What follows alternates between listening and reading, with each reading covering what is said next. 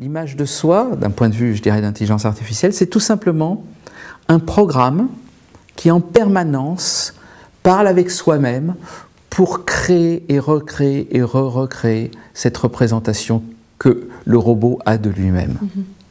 Sinon, s'il n'y a pas cette représentation à la base, eh bien on va dire c'est comme un animal, un chat, ils n'ont pas cette conscience descriptive avec une représentation d'eux-mêmes.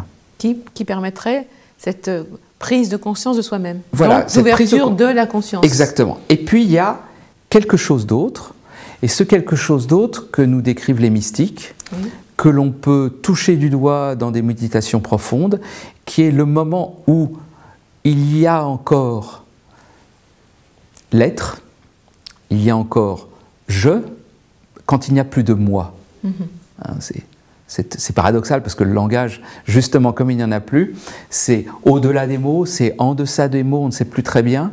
En tout cas, il y a l'être, et cet être est là, présent, alors qu'il n'y a plus de langage.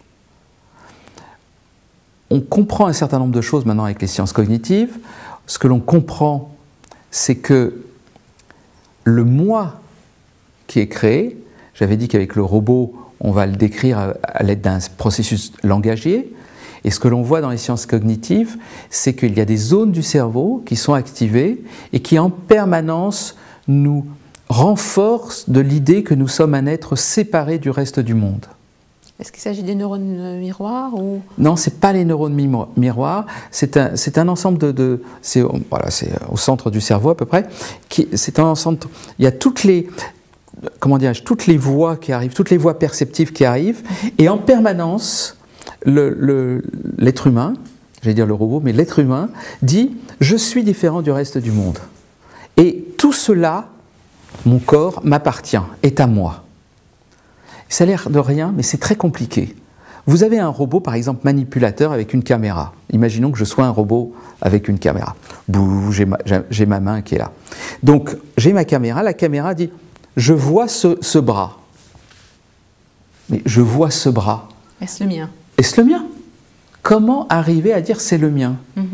Donc il faut tout un ensemble d'informations, ce qu'on appelle les informations proprioceptives dans le corps, qui vont revenir au niveau du corps, plus la vue, et on peut dire c'est bien la même chose. Et donc ça c'est moi.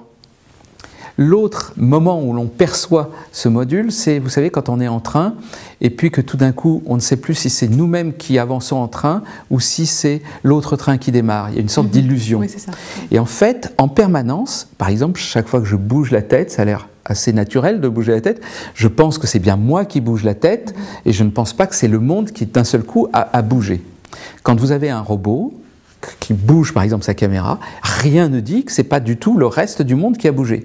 Donc il y a tout un ensemble de mécanismes précablés qui disent « non, non, t'en fais pas, c'est pas le reste du monde qui bouge, c'est toi qui as bougé. » Et qui donne cette idée de séparation. Et ça donne cette idée de séparation, ce qui va faire toute la problématique que l'on rencontre en spiritualité, qui est ce moi qui va être créé, cet ego qui va être créé, cette représentation de nous-mêmes, tout un ensemble de pulsions, de désirs, de peurs vis-à-vis du reste du monde, et tout ça va se cristalliser, en plus avec ce petit langage qui va tourner dans la tête, qui renforce cette notion de moi, cette notion d'ego, et qui va faire que, effectivement, à un moment donné, je crois être moi.